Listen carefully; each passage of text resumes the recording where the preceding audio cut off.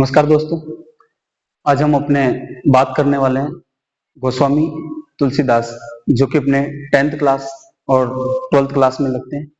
दोनों में ही समान रूप से बहुत ही उपयोगी है। और हिंदी साहित्य में अगर देखा जाए तो हिंदी साहित्य के पुरोधा पुरुष है, मतलब बहुत ही महत्वपूर्ण कवि। आज हम बात करने वाले हैं तुलसीदास। तुलसीदास, अगर हम इनके जन्म की बात करें तो तुलसीदास जी का जन्म हुआ 1532 ईस्वी। और अगर हम इनके जन्म स्थान की बात करें तो जन्म स्थान है राजापुर गांव, राजापुर गांव, बांदा जिला, बांदा जिला, उत्तर प्रदेश। अगर हम इनके निधन की बात करें तो इनका निधन हुआ 1623 ईस्वी, 1623 ईस्वी। और इनका निधन काशी में हुआ। कहां पे हुआ? काशी। इनके निधन को लेकर एक दोहा भी प्रचलित है। दोहा है, संवत 1680, 1680, 80 गंग के तीर, 80 गंग के तीर, श्रावण शुक्ला सप्तमी, श्रावण शुक्ला सप्तमी, तुलसी तजो शरीर, तुलसी तजो शरीर।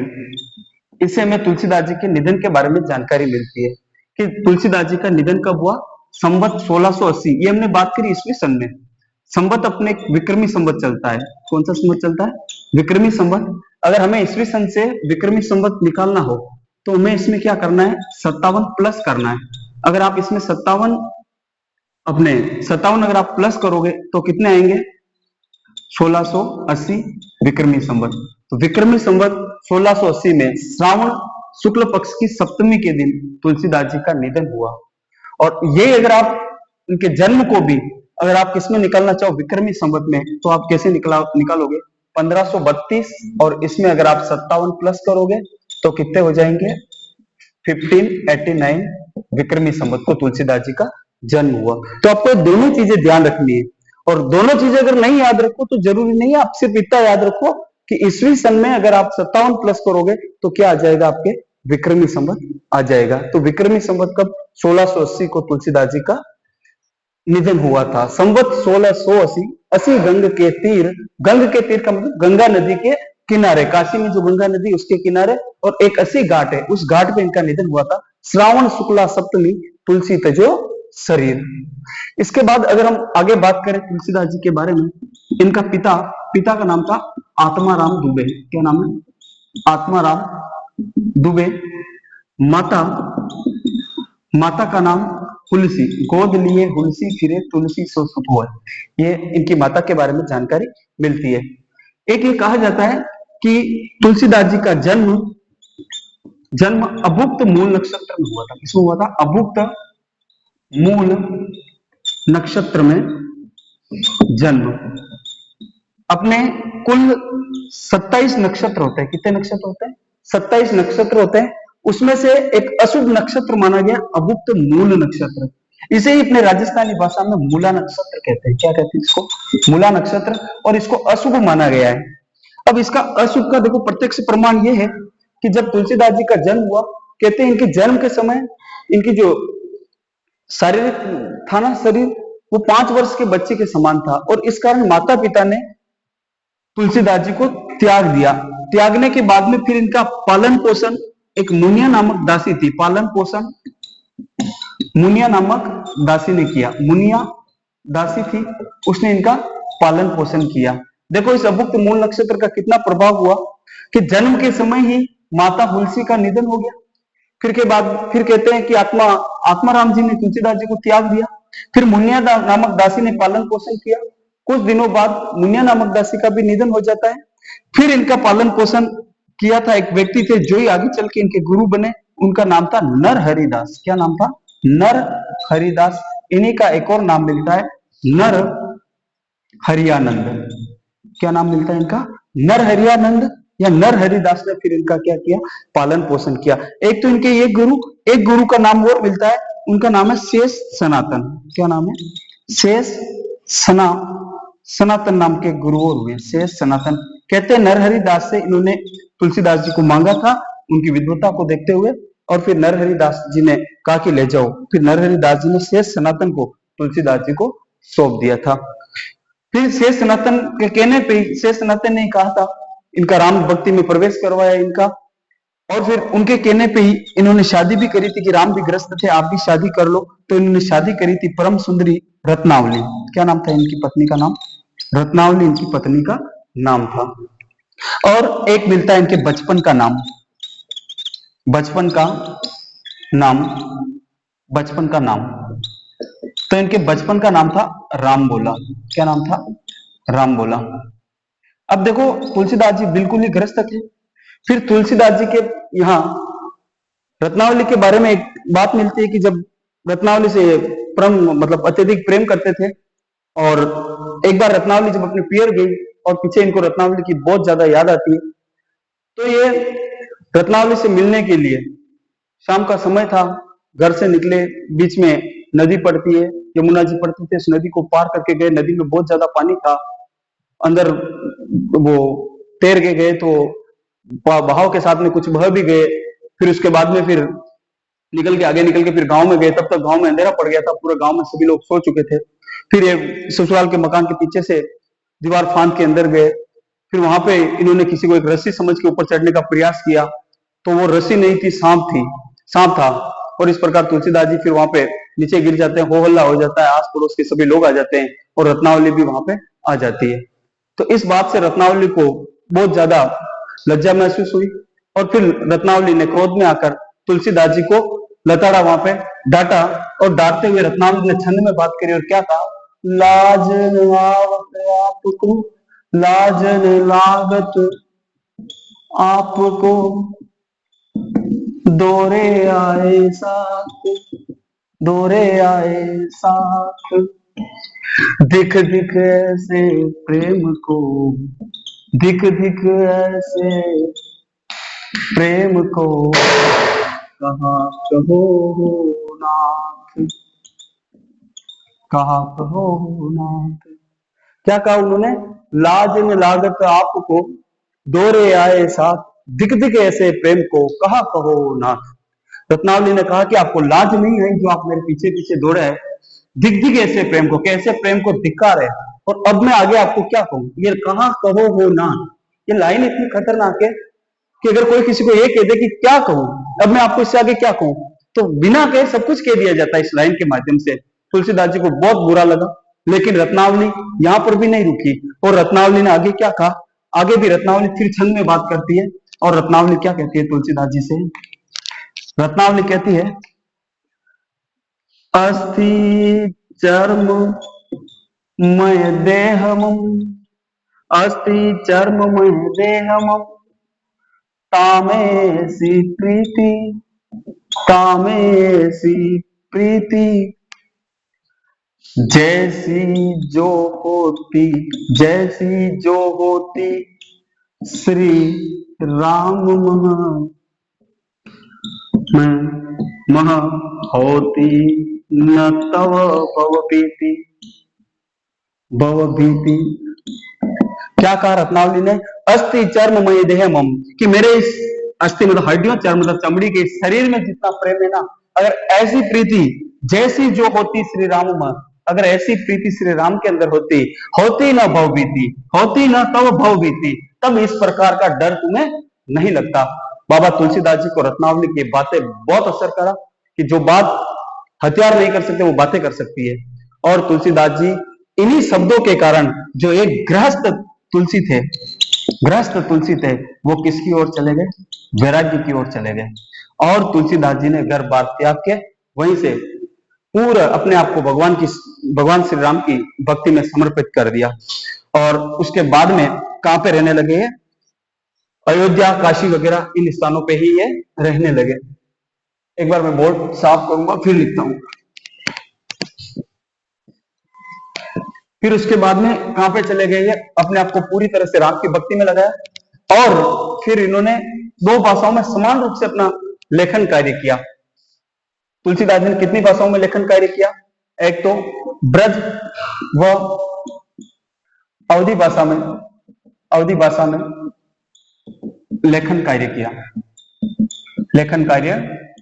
देखो, अगर तुलसीदास जी चाहते तो संस्कृत में भी इतना लेखन कार्य कर सकते थे संस्कृत पर, इन्होंने जो लोगों को आसानी से समझ में आए उस भाषा में इन्होंने लेखन कार्य किया। तुलसीदास जी की मेन प्रसिद्धि का कारण ही यही है कि इन्होंने लोक भाषा में लेखन कार्य किया। ब्रज और अवधी दोनों भाषाओं में इन्होंने लेखन कार्य किया। अगर हम और आगे इसकी बात करें तो तुलसीदास जी की 12 रचनाओं को प्रामाणिक माना जाता है। कितनी रचना? बाकी इनकी रचनाएं तो बहुत सारी है, लेकिन प्रामाणिक 12 रचनाओं को माना जाता है। कितनी रचनाओं को प्रामाणिक माना जाता है? 12 रचनाओं को प्रामाणिक माना जाता है। वो इनकी 12 रचनाएं हैं जिनके बारे में हम बात करें तो इनकी 12 रचनाएं हैं। सबसे बड़ी रचना, सबसे ज्यादा प्रसिद्ध रचना रामचरित मानस, फिर है जानकी मंगल, पार्वती मंगल। ये सन के हिसाब से नहीं है क्रम, पार्वती मंगल याद करने के हिसाब से क्रम बता रहा हूं। रामचरितमानस, जानकी मंगल, पार्वती मंगल, रामलला नहचू, बरवे रामायण।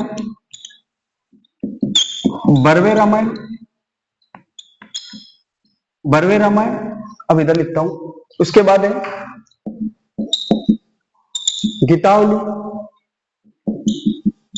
दोहावली, कृष्ण गीतावली,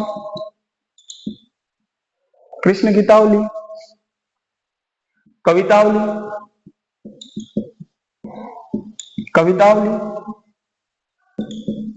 वैराग्य संदीपनी,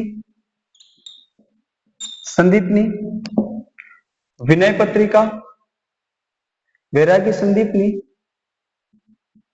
पत्रिका, और एक है रामाज्ञा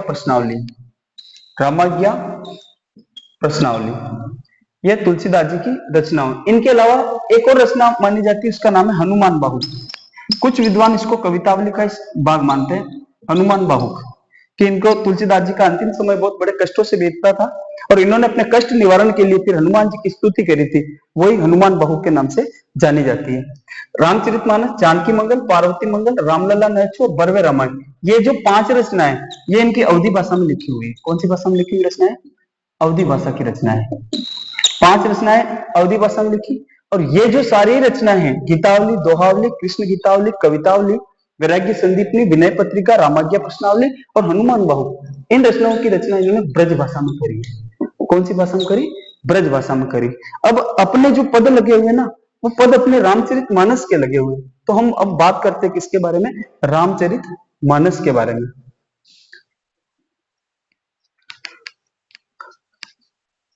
रामचरितमानस, देखो, अगर हम रामचरितमानस की बात करें तो रामचरितमानस को लिखने में बाबा तुलसीदास को समय लगा था 2 वर्ष 7 माह और 26 दिन का समय लगा।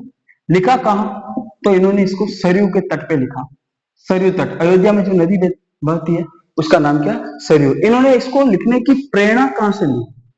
प्रेरणा तो इस पे सर्वाधिक प्रभाव दिखाई देता है अध्यात्म रामायण का। अध्यात्म रामायण, और ये अध्यात्म रामायण माधवदास की। किसकी है? माधवदास की अध्यात्म रामायण का रामचरितमानस पर सर्वाधिक प्रभाव दिखाई देता है।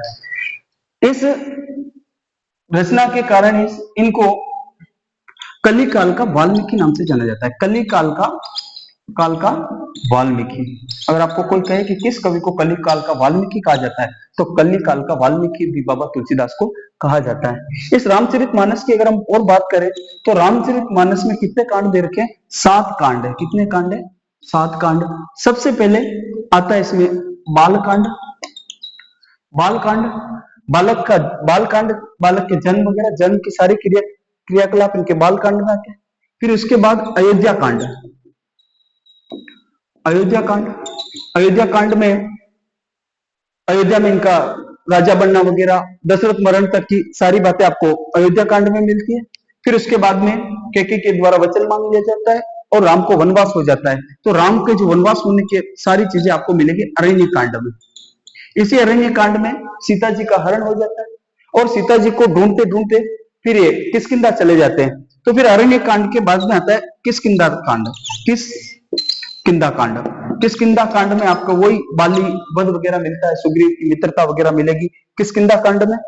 और फिर किष्किंधा कांड के बाद में आता है सुंदर कांड। इसी सुंदर कांड के अंतर्गत हनुमान जी के जो हनुमान जी से मिलन होता है, हनुमान जी माता सीता को ढूंढने के लिए लंका में जाते हैं, वो सारी चीजें आपको कहां मिलेगी? सुंदर कांड में मिलेगी। और फिर माता सीता का पता लगने के बाद में राम चले जाते हैं लंका, और फिर आता है आपके लंका कांड। लंका कांड में रावण का वध वगैरह, माता सीता को वापस लाना और राम के राज्याभिषेक तक की सारे वर्णन, अयोध्या वापस आना, राम का राज्याभिषेक होता है, वहां तक का वर्णन आपको किसमें मिलेगा? लंका कांड के अंतर्गत मिलता है। और फिर इसके बाद में एक कांड और आता है, वो है उत्तरकांड। कुछ विद्वान उत्तरकांड को प्रामाणिक भी नहीं मानते हैं, ये बाद में जोड़ा गया, क्योंकि जितनी भी अब बुरी चीजें वगैरह मिलती है कि जैसे राम के ऊपर कलंक की बातें हैं कि उन्होंने कैसे माता सीता को त्याग दिया वगैरह, सारी चीजें आपको उत्तरकांड में मिलेगी। तो जो प्रामाणिक है, मूल है, वो राम के राज्याभिषेक तक, मूल लंका कांड तक माने जाते हैं। लेकिन फिर भी इस प्रकार से आपको रामचरितमानस में कितने कांड मिलेंगे? 7 कांड मिलेंगे। अपने जो दे रखा है लक्ष्मण परशुराम संवाद, क्या दे रखा है आपने? लक्ष्मण परशुराम संवाद। ये लक्ष्मण परशुराम जो संवाद है, ये आपके कहां का बाल कांड में प्रसंग आता है।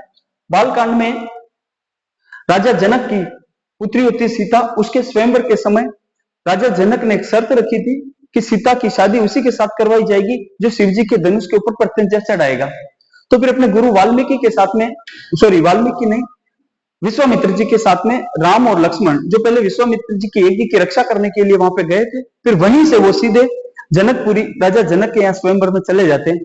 तो वहां पे स्वयंवर में जाने के बाद में उन्होंने देखा कि बहुत से बड़े बड़े राजा महाराजा, लगभग पूरी सृष्टि से राजा आए हुए हैं और धनुष को तोड़ने का प्रयास, उठाने का प्रयास कर रहे हैं, लेकिन वो नहीं उठा पा रहे, प्रत्यंचा नहीं चढ़ा पा रहे हैं। तो फिर राम अपने गुरु विश्वामित्र जी से आज्ञा लेके धनुष पर प्रत्यंचा चढ़ाने का प्रयास करते हैं, और जब जैसे ही वो धनुष को उठाने का प्रयास करते हैं और वो धनुष उनके हाथ से क्या हो जाता है? टूट जाता है। तो इसी समय सभा में फिर प्रवेश होता है भगवान परशुराम जी का, क्योंकि परशुराम जी को शिव जी के उस धनुष की रक्षा करने का भार दे रखा था और शिव जी को वो अपना गुरु मानते थे।